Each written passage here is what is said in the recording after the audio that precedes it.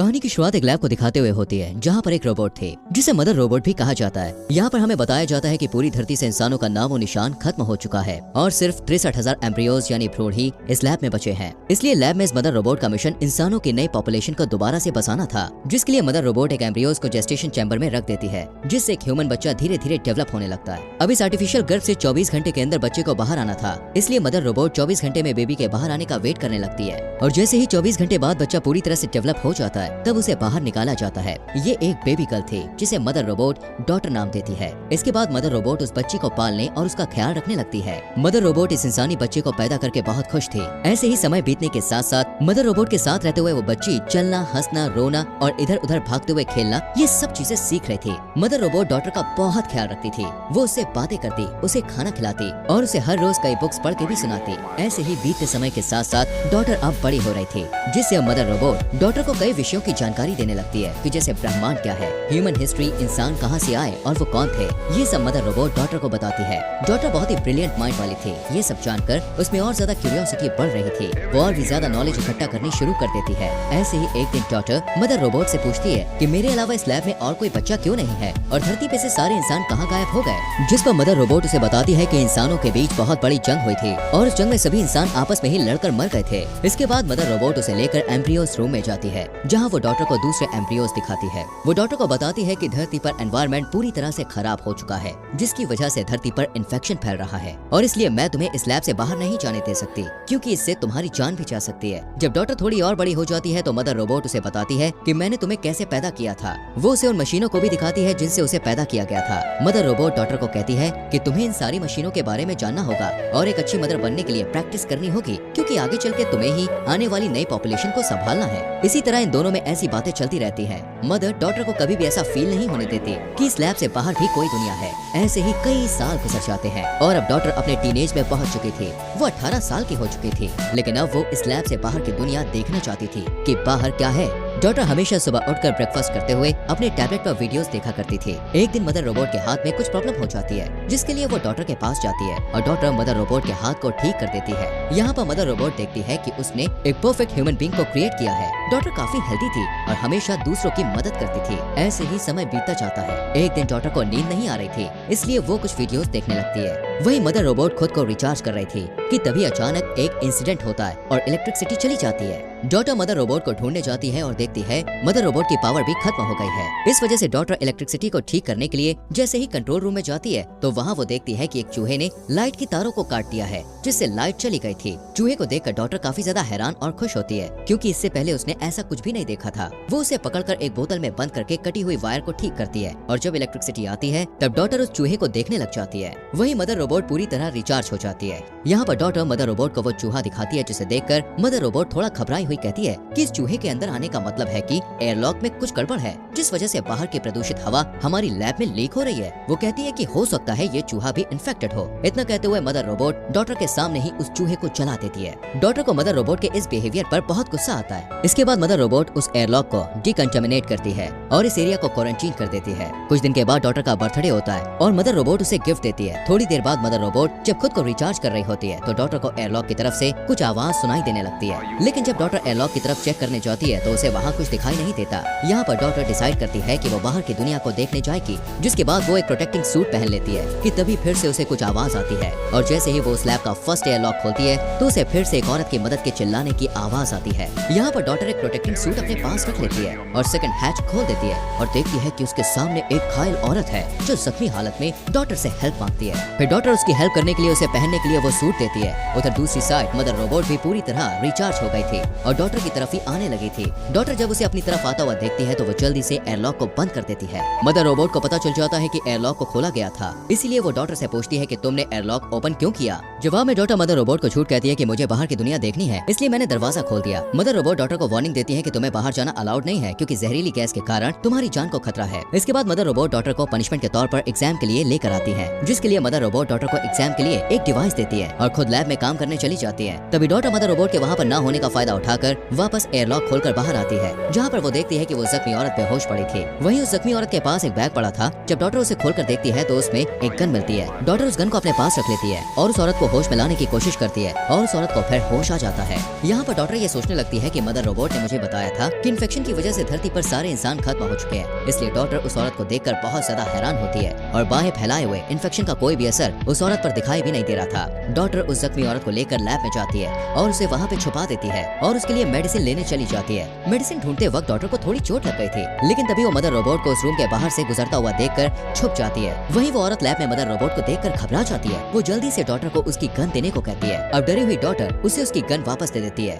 उस औरत की हरकतें देखकर डॉक्टर और भी ज्यादा घबरा गई थी। वहीं मदर रोबोट वापस एग्जाम रूम में जाती है और डॉक्टर को वहां ना पाकर उसे ढूंढते हुए डॉक्टर और उस औरत को एक साथ देख लेती है। तभी मदर रोबोट को देखकर वो औरत मदर के ऊपर गोलियां चलाना शुरू कर देती है, जिनके बाद मदर रोबोट पर कोई भी असर नहीं होता। मदर रोबोट उसे पकड़कर काफी टॉर्चर करने लगती है, लेकिन ये देखकर डॉक्टर मदर रोबोट को उसे मारने से रोक लेती है। टॉर्चर की वजह से उस औरत को काफी चोट पहुंची थी, इसलिए डॉक्टर मदर को उसकी हेल्प करने के लिए कहती है। डॉक्टर की बात मानकर मदर रोबोट उस औरत को छोड़ देती है और उसका ट्रीटमेंट करने के लिए उसे वहाँ से मेडिकल रूम ले जाती है। मदर रोबोट डॉक्टर को रूम के बाहर वेट करने को कहती है। अब यहाँ पर मदर उस औरत को ठीक करने के लिए उसे पेनिसिलिन का इंजेक्शन देने के लिए आगे बढ़ती है, पर वो औरत पेनिसिलिन इंजेक्शन लेने से मना कर देती है, जिससे मदर रोबोट वहाँ से जाने लगती है। तभी डॉक्टर मदर रोबोट से पूछती है कि आपने मुझे झूठ क्यों बोला कि बाहरी दुनिया में इंसान खत्म हो चुके हैं। मदर उसे बताती है कि मुझे भी कुछ समझ में नहीं आ रहा है कि बाहर दुनिया में इंसान अब तक कैसे बचे हुए हैं। इसके बाद डॉक्टर उस औरत के बैग को अच्छी तरह चेक करने लग जाती है, जहाँ उसे एक बुक मिलती है जिसमें बहुत सारी पिक्चर्स बनी हुई थी, जो कि डॉक्टर को काफी इंटरेस्टिंग लगती है। तभी डॉक्टर मदर के पास जाती है, जहाँ पर मदर रोबोट अपने टूटे हुए हैंड को रिपेयर कर रही थी। डॉक्टर उस औरत को अंदर आने देने के लिए मदर रोबोट से माफी मांगती है,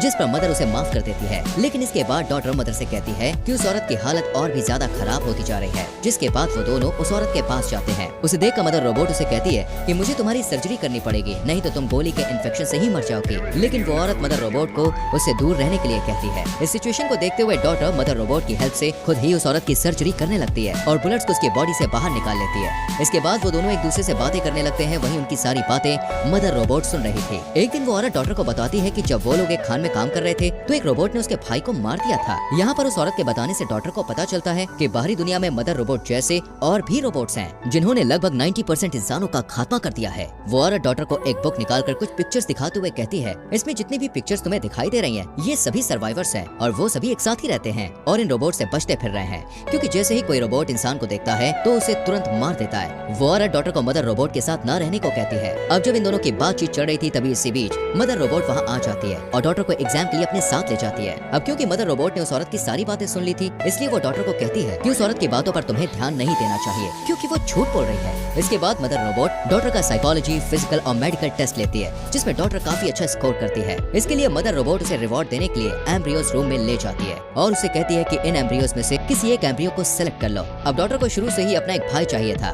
इसलिए वो एक मेल एम्ब्रियो को चुनती है। रात में जब मदर रोबोट रिचार्ज हो रही थी, तब डॉक्टर मदर रोबोट के ब्रो के नाम की हेल्प से उस कैबिनेट को ओपन करती है, जहाँ बुलेट्स रखी हुई थी। यहाँ पर डॉक्टर को पता चलता है कि मदर रोबोट उससे झूठ बोल रही है, क्योंकि मदर रोबोट ने डॉक्टर से पहले 3 और एम्ब्रियोज से जो बच्चे पैदा किए थे, वो बच्चे भी पूरी तरह से डेवलप हो चुके थे। और जैसे ही वो बच्चे बड़े हुए तो मदर रोबोट ने उनका टेस्ट लिया था, जिसमें उन बच्चों ने अच्छा स्कोर नहीं किया, जिसके लिए मदर रोबोट ने उन बच्चों को शूट करके मार डाला था। थोड़ी छानबीन करने पर डॉक्टर को वहाँ उन बच्चों की हड्डियां भी मिलती हैं। ये देखकर डॉक्टर मदर रोबोट से काफी ज्यादा निराश हो जाती है। वो पूरी तरह से अंदर से टूट चुकी थी और वहीं बैठकर रोने लगती है। वो सोचती है कि जिस मदर रोबोट ने उसका ख्याल रखा, उसके लिए इंसानों की कोई वैल्यू ही नहीं है। डॉक्टर रोते हुए वापस उस औरत के पास जाती है और वो औरत उसे अपने साथ चलने को कहती है, लेकिन डॉक्टर उसके साथ जाने से मना कर देती है। डॉक्टर कहती है कि उसने भाई के तौर पर जिस एम्ब्रियो को चुना है वो कल बाहर आने वाला है और वो उसे छोड़कर नहीं जाना चाहती है। वो कहती है कि जब वो चैम्बर से बाहर आ जाएगा तब वो लोग उसे भी अपने साथ ले जाएंगे और बाकी एम्ब्रियोज को बचाने के लिए वापस लैब में जाएंगे। वहीं मदर रोबोट को उनकी सारी बातों का पता चल गया था। अगले दिन जब डॉक्टर बाहर जाने से पहले खाने पीने और जरूरी सामान को इकट्ठा कर रही होती है, तभी मदर रोबोट उससे पूछती है कि ये तुम क्या कर रही हो,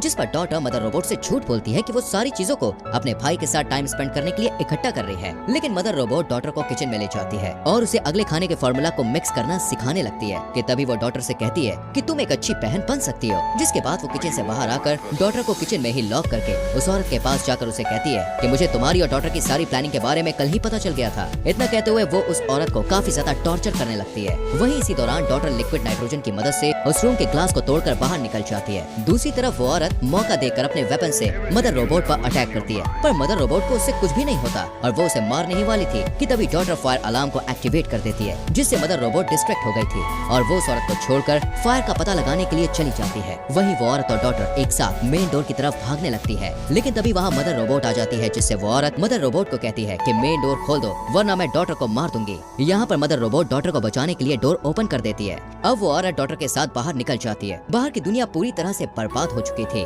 वहाँ इंसान, पेड़ पौधे और जानवरों का नामो निशान नहीं था। यहाँ तक कि जमीन भी पूरी तरह से बंजर हो चुकी थी। किसी तरह डॉटर और वो औरत वहाँ से भाग जाते हैं। भागते हुए डॉटर देखती है कि कुछ रोबोट्स वापस से दुनिया को बेहतर बनाने की कोशिश कर रहे हैं। कुछ टाइम बाद वो औरत डॉटर को लेकर एक कंटेनर पर पहुँचती है, जहाँ डॉटर पहली बार ओशन को देखकर बहुत खुश थी, लेकिन वो हैरान थी कि बाकी के सर्वाइवर्स कहाँ हैं। जब वो उस औरत से ये सवाल पूछती है तब वो औरत बोलती है कि वो लोग काफी साल पहले माइंस में रहा करते थे, पर खाना न मिलने की वजह से बाकी सर्वाइवर मर गए, जिससे वो रोबोट से बचने के लिए इस कंटेनर में रहकर ही जिंदगी जीने लगी थी। वो डॉटर को बताती है कि अब पूरी दुनिया में कोई भी सर्वाइवर नहीं बचा है और वो दोनों ही आखिरी दो इंसान है। ये बात सुनकर डॉटर काफी हैरान परेशान हो जाती है और रोने लगती है और कहती है कि तुमने मुझसे कितना बड़ा झूठ बोला। तभी वो उस औरत से कहती है कि मुझे अपने भाई को बचाना है और वो वापस लैब की तरफ जाने लगती है। जब वो लैब तक पहुंच जाती है तो वो देखती है कि लैब के आगे बहुत सारे रोबोट्स खड़े होकर लैब को सिक्योर कर रहे हैं। वो रोबोट्स डॉटर को स्कैन करके उसे लैब के अंदर जाने की इजाजत दे देते हैं। यहाँ पर डॉटर काफी ज्यादा घबराई हुई थी, इसलिए वो एक कुल्हाड़ी उठा लेती है और अंदर जाने लगती है। अंदर जाकर वो देखती है कि मदर रोबोट एक न्यूबॉर्न बेबी की देखभाल कर रही है। जब मदर रोबोट डॉटर को देखती है तब डॉटर कहती है कि उसे अपने भाई को पास से देखना है। इस पर मदर रोबोट उसे कुल्हाड़ी छोड़ने के लिए कहती है। तभी मदर रोबोट डॉटर को सारी सच्चाई बताने लगती है कि मैं एक आर्टिफिशियल इंटेलिजेंस रोबोट हूँ और मैं ही बाहर की दुनिया के सारे रोबोट्स को कंट्रोल करती हूँ और धरती के सभी इंसानों को खत्म करने का प्लान मेरा ही था।